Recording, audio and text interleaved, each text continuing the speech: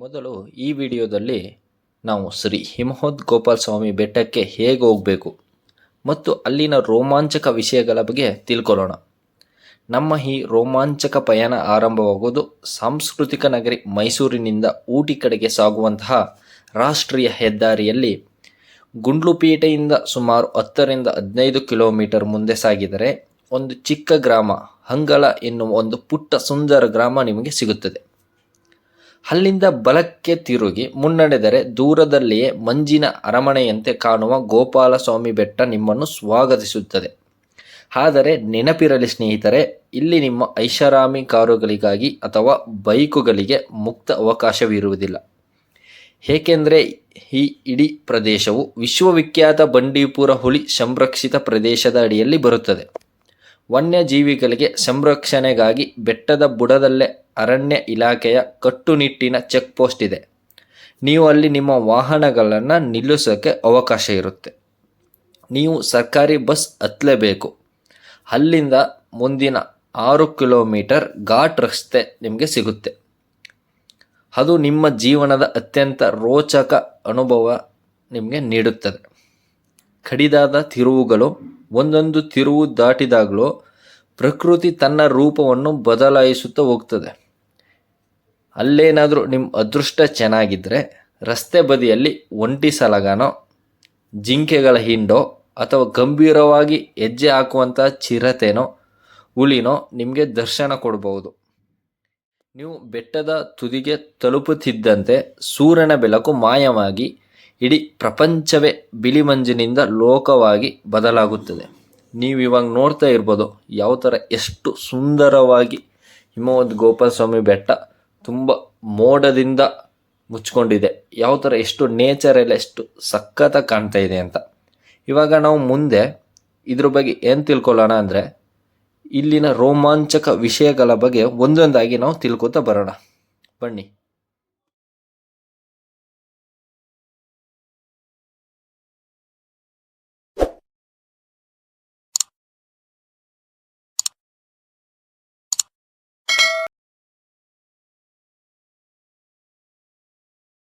ಸ್ನೇಹಿತರೆ, ಒಮ್ಮೆ ಕಣ್ಣು ಮುಚ್ಚಿ ಊಹಿಸಿಕೊಳ್ಳಿ, ನೀವು ಸಮುದ್ರ ಮಟ್ಟದಿಂದ ಸುಮಾರು 4700 ಅಡಿ ಎತ್ತರದಲ್ಲಿದ್ದೀರಿ.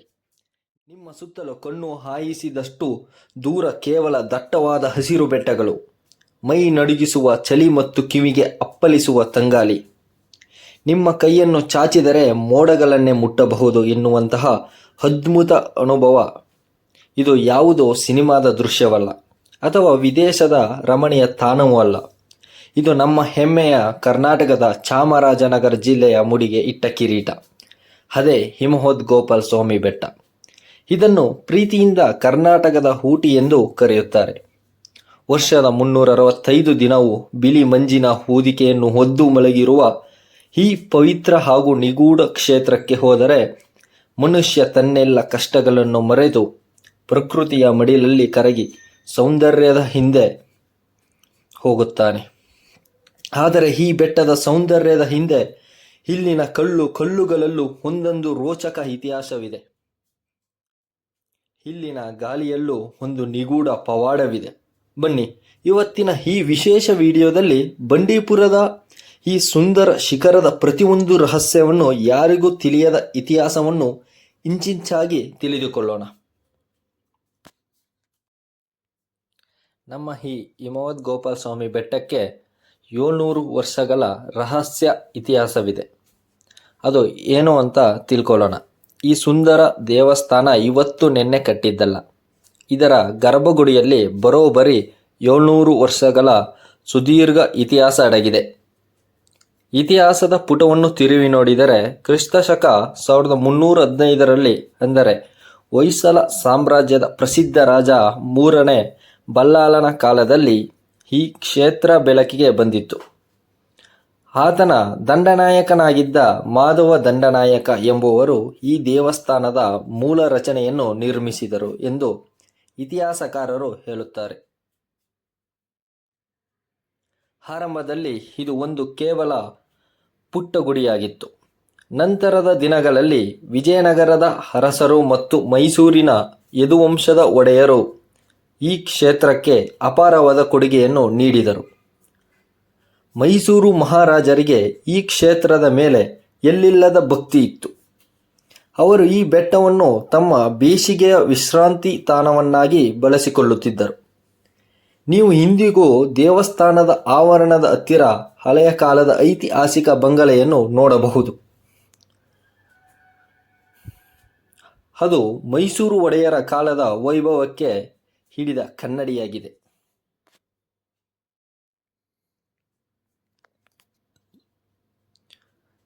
ವೇಣುಗೋಪಾಲ ಸ್ವಾಮಿ ವಿಗ್ರಹ ಮತ್ತು ಜಲಪವಾಡದ ಬಗ್ಗೆ ಇವಾಗ ನಾವು ತಿಳ್ಕೊಳ್ಳೋಣ. ದೇವಸ್ಥಾನದ ಮಹಾದ್ವಾರವನ್ನು ದಾಟಿ ಒಳಗೆ ಹೆಜ್ಜೆ ಇಡುತ್ತಿದ್ದಂತೆ ಅಲ್ಲಿನ ದೈವಿಕ ಶಾಂತತೆ ನಿಮ್ಮ ಮನಸ್ಸಿನ ಭಾರವನ್ನೆಲ್ಲ ಇಳಿಸಿಬಿಡುತ್ತದೆ. ಗರ್ಭಗುಡಿಯ ಒಳಗೆ ಕಣ್ಣು ಹಾಯಿಸಿದರೆ ಅಲ್ಲಿ ಜಗತ್ತನ್ನೇ ಮಂತ್ರಮುಗ್ಧಗೊಳಿಸುವ ಶ್ರೀಕೃಷ್ಣನ ಅದ್ಭುತ ವಿಗ್ರಹವಿದೆ. ಸುಮಾರು 6 ಅಡಿ ಎತ್ತರದ ಈ ಕಲ್ಲಿನ ಮೂರ್ತಿಯಲ್ಲಿ ಕೃಷ್ಣನು ವೇಣುಗೋಪಾಲನಾಗಿ, ಅಂದರೆ ಕೊಳಲು ನುಡಿಸುತ್ತಾ ಅತ್ಯಂತ ಆಕರ್ಷಕ ಭಂಗಿಯಲ್ಲಿ ನಿಂತಿದ್ದಾನೆ.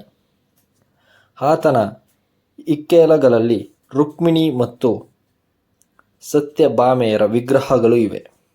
ವಿಶೇಷವೆಂದರೆ ಕೃಷ್ಣನ ಮೂರ್ತಿಯ ಹಿಂಭಾಗದಲ್ಲಿ ಒಂದು ಸುಂದರವಾದ ಹೊನ್ನೆ ಮರ, ಹಸು ಮತ್ತು ಗೋಪಾಲಕರ ಕೆತ್ತನೆ ಇದೆ.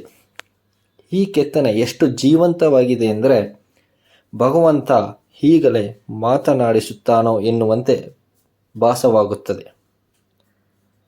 ಇನ್ನು ಈ ಬೆಟ್ಟಕ್ಕೆ ಹಿಮವದ್ ಎನ್ನುವ ಹೆಸರು ಬರಲು ಕಾರಣವಾದ ಆ ಜಲಪವಾಡದ ಬಗ್ಗೆ ಕೇಳಿ. ಸಂಸ್ಕೃತದಲ್ಲಿ ಹಿಮ ಎಂದರೆ ಮಂಜು ಎಂದರ್ಥ. ಇಲ್ಲಿನ ಗರ್ಭಗುಡಿಯ ಒಳಗಿರುವ ಕಲ್ಲಿನ ಚಾವಣಿಯ ಸದ್ದುಗಳಿಂದ ವರ್ಷದ 365 ದಿನವೂ ತಣ್ಣನೆಯ ನೀರಿನ ಹನಿಗಳು ನಿರಂತರವಾಗಿ ತೊಟ್ಟಿಕ್ಕುತ್ತಲೇ ಇರುತ್ತವೆ. ವಿಜ್ಞಾನದ ಪ್ರಕಾರ ಇದು ಮಂಜಿನ ಸಾಂದ್ರತೆಯಿಂದಾಗುವ ಪ್ರಕ್ರಿಯೆ ಇರಬಹುದು. ಆದರೆ ಭಕ್ತರ ನಂಬಿಕೆ ಪ್ರಕಾರ ಇದು ಸಾಕ್ಷಾತ್ ಗಂಗೆಯ ಆಶೀರ್ವಾದ.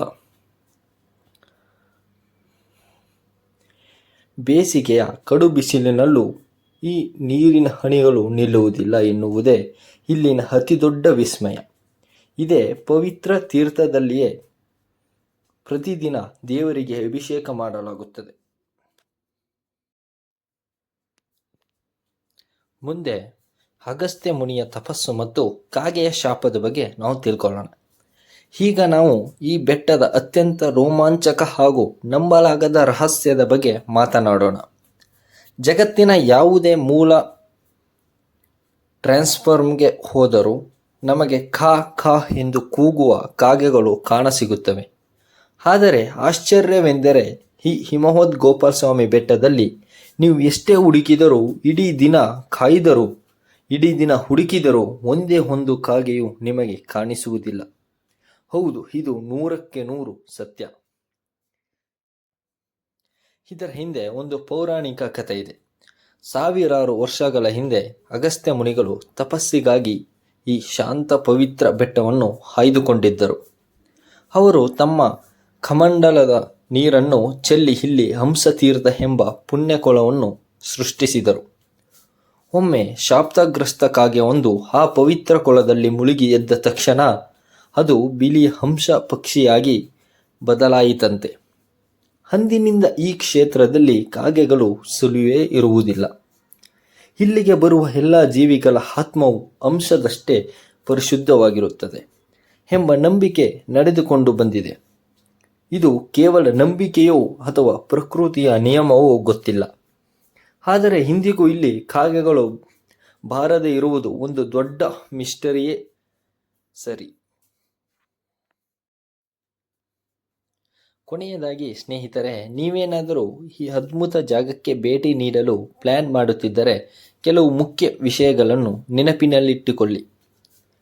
ಇದು ಕೇವಲ ಪ್ರವಾಸಿ ತಾಣವಲ್ಲ, ಇದು ಹುಲಿ ಮತ್ತು ಆನೆಗಳ ಪವಿತ್ರ ಆವಾಸ ಸ್ಥಾನ. ಪರಿಸರದ ಸಮತೋಲನ ಕಾಯ್ದುಕೊಳ್ಳಲು ಇಲ್ಲಿ ಪ್ಲಾಸ್ಟಿಕ್ ಬಳಕೆಯನ್ನು ಸಂಪೂರ್ಣವಾಗಿ ನಿಷೇಧಿಸಲಾಗಿದೆ. ಹಾಗೆಯೇ ಸುರಕ್ಷತೆಯ ದೃಷ್ಟಿಯಿಂದ ಬೆಳಗ್ಗೆ 8:30ರಿಂದ ಸಂಜೆ 4:00ರವರೆಗೆ ಮಾತ್ರ ಸಾರ್ವಜನಿಕರಿಗೆ ಪ್ರವೇಶ ಇರುತ್ತದೆ. ಸಂಜೆಯಾಗುತ್ತಿದ್ದಂತೆ ಇಡೀ ಬೆಟ್ಟ ಆನೆಗಳ ಸಾಮ್ರಾಜ್ಯವಾಗಿ ಬದಲಾಗುತ್ತದೆ. ಆದ್ದರಿಂದ ದೇವಸ್ಥಾನದ ಸುತ್ತಲಿರುವ ಸೋಲಾರ್ ಪೆನ್ಸಿಲ್ ದಾಟಿ ಫೋಟೋ ಅಥವಾ ಸೆಲ್ಫಿ ತೆಗೆಯಲು ಸಾಹಸಕ್ಕೆ ಕಡ್ಡಾಯವಾಗಿ ಕೈ ಹಾಕಬೇಡಿ. ಪ್ರಕೃತಿಯನ್ನು ನಾವು ಗೌರವಿಸಿದರೆ ಮಾತ್ರ ಪ್ರಕೃತಿ ನಮ್ಮನ್ನು ಉಳಿಸುತ್ತದೆ. ಹಿಮವದ್ ಗೋಪಾಲಸ್ವಾಮಿ ಬೆಟ್ಟ ಎನ್ನುವುದು ಮನುಷ್ಯ ಮತ್ತು ಪ್ರಕೃತಿಯ ನಡುವಿನ ಒಂದು ಸುಂದರ ದೈವಿಕ ಕೊಂಡಿ. ನಿಮಗೂ ಮಾನಸಿಕ ನೆಮ್ಮದಿ ಬೇಕು, ಮೋಡಗಳ ನಡುವೆ ಕಳೆದು ಹೋಗಬೇಕು ಎನಿಸಿದರೆ ಒಮ್ಮೆ ಇಲ್ಲಿಗೆ ಭೇಟಿ ನೀಡಿ.